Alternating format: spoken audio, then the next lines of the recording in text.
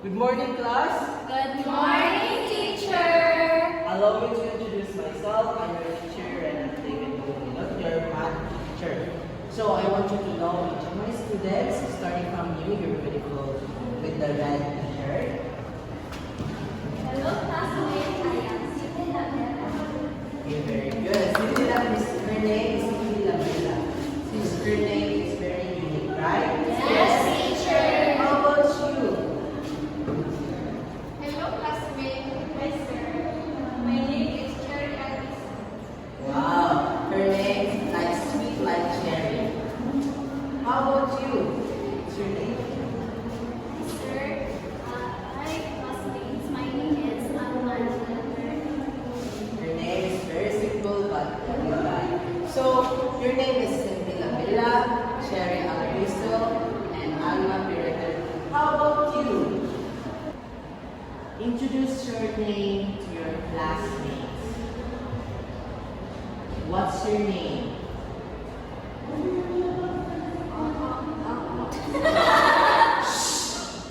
Do not love people like her, okay, class?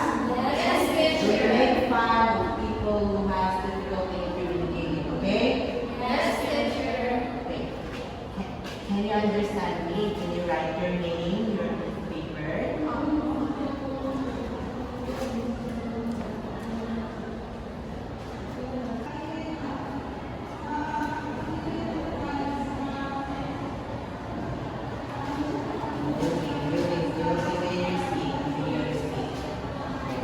Sir, your name, classmate, the name of your classmate is Jenna May Riva. So please say hi. Our sign language is hi.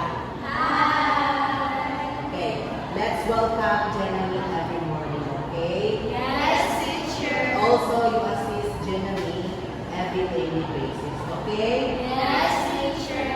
Okay.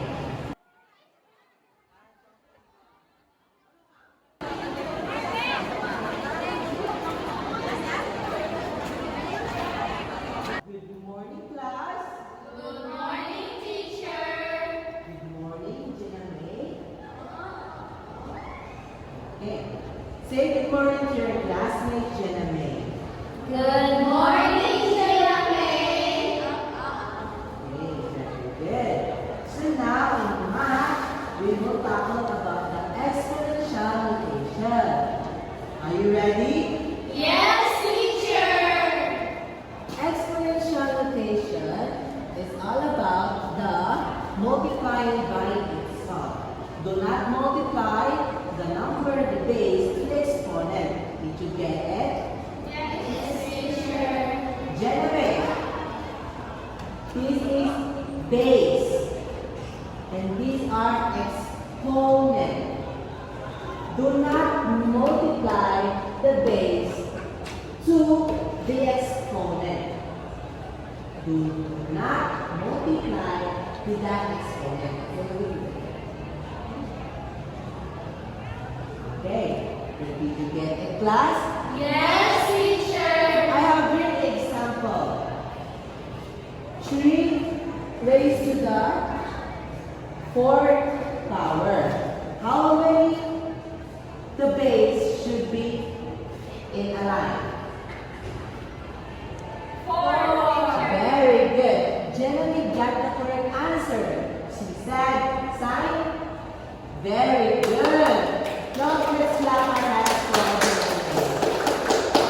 So we have 4 times 4 times 4 times 4. And then all you need to do is to multiply the number by itself. So 4 times 4 equals 8.